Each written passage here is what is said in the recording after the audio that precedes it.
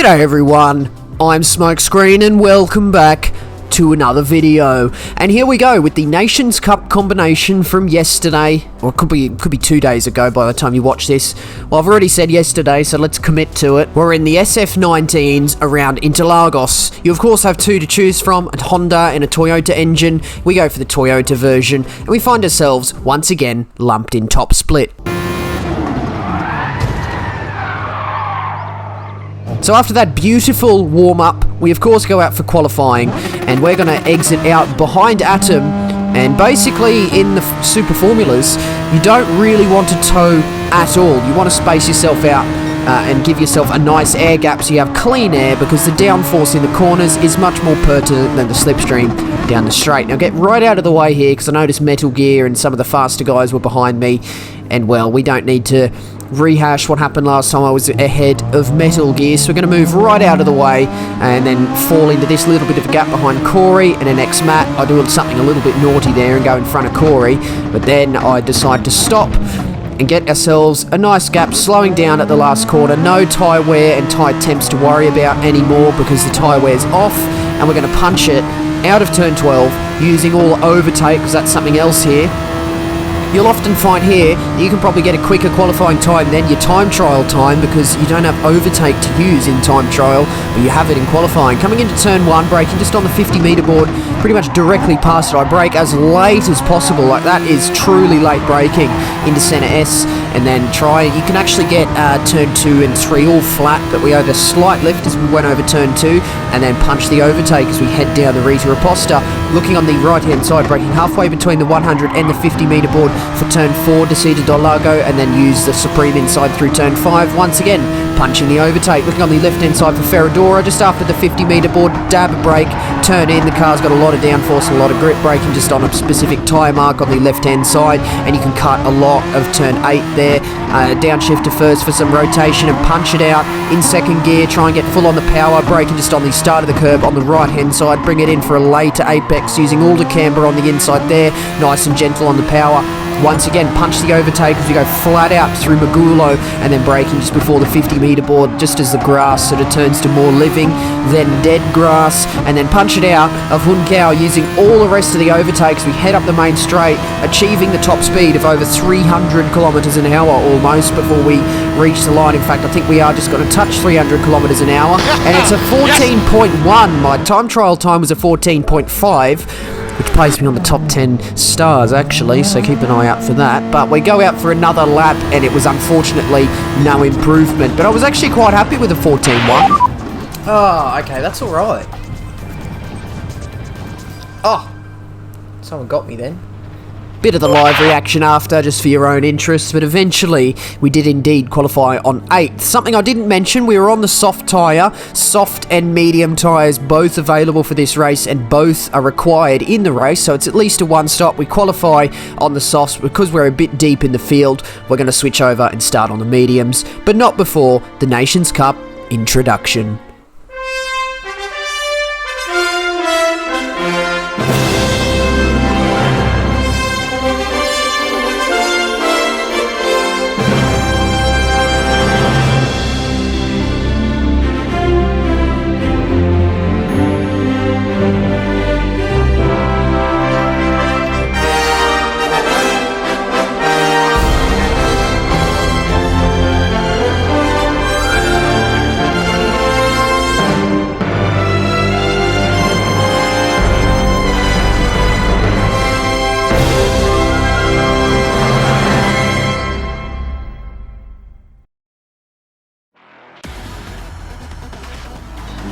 Lovely. As always, we meet ourselves on the grid for a standing start with false start check.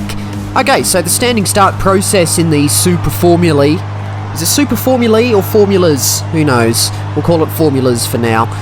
The standing start process is quite in-depth, or a little bit more in-depth than the regular car. Traction control, I think you can even use second gear if you like. I go the safe route and go into first gear, and you punch overtake as soon as you get let off the line as well, or as soon as the car begins to grip up. So you can see a lot of traction control intrusion there, and then we get on the overtake, and Jonistan takes the supreme inside of NX Matt, or Matt G we'll call him. Let's see if he actually manages to keep that position as he's in a little bit of a tussle with himself and Ranger Oz. He actually gets it done down the inside of Matt G. Unfortunately for me, Jonistan went into the gap that I was going to go into, so I just lost out there, but I think I gained a position somewhere off the line there, so I'm still in 8th, which is nice. Okay, right. Off. So the race now, it's really awkward at the start of the race because the cars are all bunched up together, which means every single car has dirty air. So the car, especially just having come out of qualifying, is going to feel really, really different. Like, so much so that it almost feels like a completely different car to drive. Oh my goodness, Side Dog comes out of nowhere, sends it up the inside at turn 8 and gets that move done. So I've lost a position there. Maybe Side Dog started on the softs by accident because he seems very racy at the start of this race. I accidentally go for this overlap here I didn't mean to do. I didn't mean to do that. And that just puts Side Dog off a little bit. Well, we've lost a position on the opening lap of this race, but we're right in Side Dog's slipstream there. Gets a little bit slippy on the exit of turn 12 as we round out through speeder DOS boxes in the slipstream of Side Dog, just, you know, using a little bit of overtake to try and not get too far off the back and not let Tez in the mix, who is behind us currently, but himself or Side Dog rather get to round the outside of Matt G, or is Matt G going to be able to defend this one? No, Side Dog gets that done. So Side Dog appears to have a lot of grip at this particular stage as we just punch a little bit more overtake on the exit of Centre S just to keep in touch with these two. But eventually it was to no avail because we skipped ahead a massive chunk of that race. All the gaps just extended out. Every single gap just extended out there. So that's a little bit of a problem in these super formulas. You have so much dirty air that eventually the gaps just stretch and stretch and stretch because you get further and further off the car in front as you go through all the corners. We're going to be coming up to the pit stop phase of the race now as we're reaching in towards lap 10, which is just about the end of life of the soft tyres, and therefore the lap that you either pit in off the softs or the lap that you pit in off the mediums to get the most out of the softs. And we make our way up into 8th because Metal Gear from up ahead has pitted a lap earlier than all the other front runners there, so perhaps either going for an undercut or taking a much larger...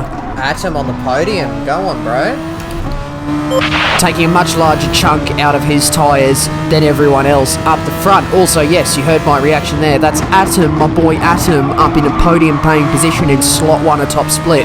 That's absolutely nothing to sneeze at whatsoever. A true top split inhabitant we've got ourselves here in Atom, really coming into his own recently. But back towards our race, unfortunately for us, we're not too far off more positions there. I mean, I think there's 3 cars just ahead of us there. Yeah, 4th, 5th, 6th.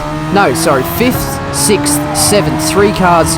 No, that's 4 cars up ahead. 4th, 5th, 6th, 7th, all there. Just ahead of me. If I was a little bit quicker, I maybe could have got myself in the mix there. But you can see all the leaders go in. Amazing Hour, GTR, Atom, they're all in the pits there. I think there's probably more, but we don't see 4th and 5th there. Yeah, more people in the pits. Everyone up ahead and me, all in the pits. So that's the top 8, all in the pits.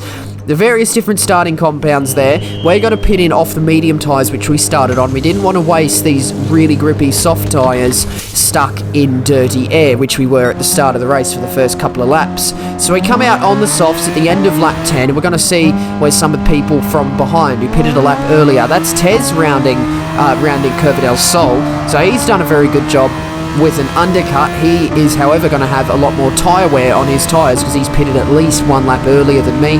We come out ahead of Corey Hack, who's got a 1-bar internet connection, so you better sort that one out. But I think actually we managed to defend that position coming through Desida del Lago, so that's not going to be too much of an issue. Someone with a 1-bar connection is really awkward to race wheel to wheel against. Because they can be shuffling all over the place. The closer you get to them, the more they shuffle around, so it can get really awkward really quickly. We've come out of the pits in 10th actually, and we've got Matt G and Tez both ahead of us. I think Matt G went in on the same lap we did. I think Tez was a lap earlier, but they're going to be sort of up ahead, closing in on one another. Matt G probably is going to have a little bit of a grip advantage compared to Tez, who pitted 1 lap earlier, and Matt G is going to have the slipstream all the way down the main straight. We're not quite within it. Corey Hack's not within our slipstream, so we're just going to remain in status quo, not using any overtake, of which we've only got a quarter of our Is it a battery? I don't even know how the overtake capacity works. We've only got a quarter of our overtake remaining, so we don't have too much more of it to use. But Matt G and Tez are right on each other's bumpers. I was going to say bumpers then. Yes, those two have got to fight, and I can catch up. The minute, the absolute second I saw them side by side, I was like, oh, okay, this is good, as Tez now has to defend from Matt G, and we've gained quite a load of time on the pair up ahead, and we're coming into the handling section now, so Matt G is going to be suffering the dirty air, but if he just mitigates that by using a slightly different line compared to Tez, he may get a little bit more air over his car and just sort of minimise the dirty air effects. But Matt G seems all over the back of Tez, even through the corners. On the exit of turn 9 there, he's all over the back of him. Coming into turn 10, he's got an overlap on Tez now, but Tez has the inside from Magulo following. All flat out through here now that we're on the soft tyres. It wasn't flat out when we were on the mediums. And Matt G and Tez are both going to be hot on each other's bumpers. We've managed to close down. We're going to use all our overtake here because I could see a 2-for-1 at turn 1 potentially happening. So we're punching all the overtake we've got left to catch up to these pair up ahead. And let's see what Tez does here. He opens up the inside. That's the inside open. I'm going to dive down the inside on the brakes as late as possible, taking a chunk out of the overtake, taking a chunk out of the tyres. Matt G gets shuffled on the exit of turn 2, and Tez and I just run side by side through turn 3 there, and I managed to come out ahead. Tez is right behind me now, within range of going for an overtake here. I use a little dab more overtake as Tez switches to the inside last second to put me off, but he's not close enough to actually launch the car down the inside, and that's us up into 8th, ahead of Tez and Matt G. So now we've just got to focus on all our lines. We've got the clear air while Tez and Matt have the dirty air now, and we're just going to fast forward through this little handling section to just see how big that gap behind gets. On the exit of turn 12, that gap has opened up to beyond the slipstream range. So that's dirty air for you. Tez was not able to remain within my slipstream throughout all the corners, and that's how the race remained up until lap 19. We meet ourselves halfway through lap 19 here, the second to last lap of this race. We've managed to calculate our fuel beautifully. No need for a refuel in this race, but I think what we do need to calculate is the gap between myself and Matt G. I'm not sure where Tez has gone, perhaps getting caught in a different fight there, but Matt G has managed to remain right on my tail as he's gotten into the slipstream range on the exit of turn 10 there, and then from then on the dirty air is not so much of an issue. It turns into an advantage almost. So we're coming down the main straight on the second to last lap. I've only got one more lap to hold Matt G off. He's done a very good job actually, so perhaps he dropped behind, just tyre saved a little bit, and now he's got an extra chunk of tyres to come back at me. Maybe he has a little bit more overtake too, maybe save more overtake. So that's something that overtake is definitely adds a different dimension to the racing here, because you're just not quite sure exactly how much overtake everyone has. I used a lot off the start and used a massive chunk to get that 2-for-1 done at turn 1, and now I've got to try and defend this 8th position with no overtake to do. Coming into the middle handling section now, we've got no overtake, yes, but we also have clear air. Matt G doesn't. He doesn't have clear air. He's got the dirty air rushing over his car, and I'm hoping that I can just nail these corners just enough for me to be able to extend a little bit of a gap as we head out onto the main straight to perhaps have a chance of defending this position. But if Matt G is within, say, half a second, he's within a real shout of actually overhauling me before the line. It's quite a long run up to the finish line there, so we're going to cast our attention to the gap once again as we exit through turn 12. That gap is under 4/10, or it was 4/10, now it is 4/10 there, so I've got no overtake to defend. I've got a little spot left, so I've changed the chase cam to get a better view of how close he is behind. That's all my overtake gone. I think Matt G had a little bit left, and coming up towards the line, he's got me! He's got me! After all that, Matt G got it! Oh, he got me! Oh no! Oh, wow! Atom with 2 seconds off Amazing Hour. Wow. A bit to unravel at the end of that one, isn't there? So after basically fending him off for half the race, he got me right at the end and only bring home 215 points for my effort there. It was another clean race though, and I've got 7 of those in a row for whatever reason. I'll take it, I suppose. But yeah, the other big story, Atom got a top split slot 1 podium. That's proper proper good 2 seconds off one of the fastest drivers in the region at the moment. Amazing hour. That's a proper stellar effort. And I think simply, compared to Atom on this particular round, I just didn't have the pace. I just didn't have it. There was nothing I could do about it. But I think we did manage to have a decent race. I got an okay amount of points. Now, is it the amount of points that I settled on for this round? It's not. I did another slot, but it's not in today's video. That'll be in another video. I'm going to try my best to get it ready for tomorrow. But with my schedule today, it's going to be a little bit difficult to try and get both done. But we'll do my absolute best to try and get that to you. But yeah, that's slot 1 top split, mid pack. You know, it is what it is. It's difficult to fight for race wins in top split, especially with the skill level I am. I'm not on the pace everywhere like other people can be, so it's a little bit difficult in some of these combinations, and that super formula is really tough to drive consistently because the car feels so different at different stages in the race. It feels like a completely different car at the start of the race with a full fuel load on the medium tyres than it does compared to the middle of the race when you just switch onto your softs. It feels like it's got twice the amount of grip, but yeah, it's just hard to drive consistently. I think I managed to do an alright job, and congratulations to Matt G for overhauling me right at the end when it counted. But that's going to round out this video today, so do hit the like button if you enjoyed it, do subscribe if you'd like to see more videos and streams from me. Do leave a comment as well. Questions, comments and constructive criticism as always, very much appreciated. But that's going to be the end of this one today, and that means that is it from me. So once again, I do thank you very much for watching. See you later.